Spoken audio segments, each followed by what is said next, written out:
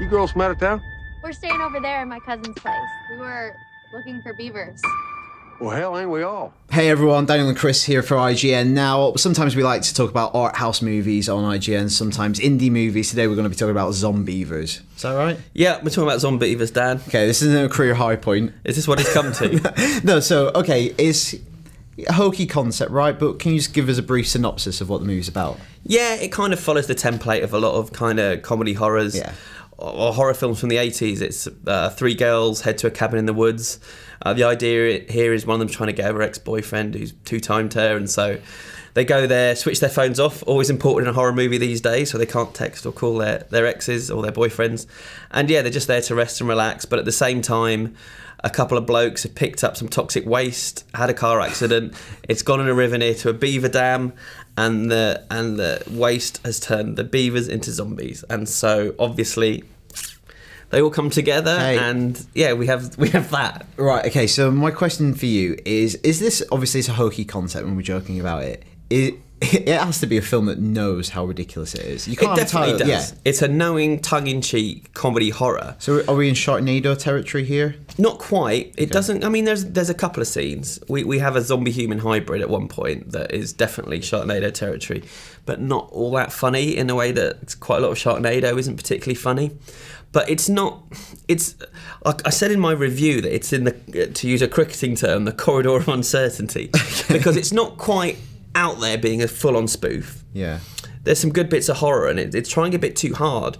And yet on the other side, it's not quite good enough to be a quality comedy horror like a few of the others I listed in my review and we talk about as loving all the time. So it's weird. It's just not quite. It's got a couple of good jokes. It's got a couple of good kills, but there's not enough. It's only 80 minutes long, and it still feels a little long. So some of the biggest laughs are when you're laughing at it, or the intention? No, you're laughing with it. Like I think there's I don't want to spoil all the jokes, but there's a scene where the zombies cut the phone lines, which I just thought it's just a funny concept.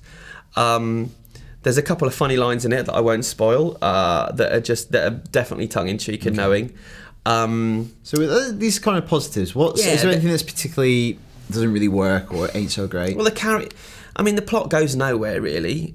It's a group of kids being killed in, a log cabin, and that's it. Although it's handy that the beavers like to eat through wood. That's helpful. But the characters are all quite interchangeable, really. There's nothing particularly interesting about any of them. The boys are dislikable. Some of the girls are dislikable. You don't really care when they die, so you've got no vested interest in them. So it's kind of like after half an hour, if the novelty wears off, there's not a lot to keep you interested, I don't think. It's definitely one of those films that's kind of, I felt like a Saturday night movie after a few beers with your mates. Probably better after a few beers. Most things are. And even an hour in, you're going to be kind of like, this is still going. Whereas, I compared it to Cabin Fever. I believe one of the producers produced Cabin Fever, and although this has beavers and that doesn't, the actual essential plot's pretty similar, because in this one the humans start turning on each other and they start becoming infected by the beavers. But in that film the characters were stronger, the plot was stronger, the horror was stronger, and it was just Eli Roth kind of had a stronger horror voice than the director here. Although this one, went slightly more for the comedy jugular, but I don't think it quite nailed it. Okay, so in conclusion, what did you give the film, and what would you say to people watching this video? I gave the film a 6 out of 10, and I think it lives in the universe that kind of the Piranha movies live in. So if that floats your boat, I'd watch it, and if not, give it a miss. Okay, so that's what Chris thinks of Zombeavers. So for everything on beavers and other aquatic rodents, stay right here on IGN.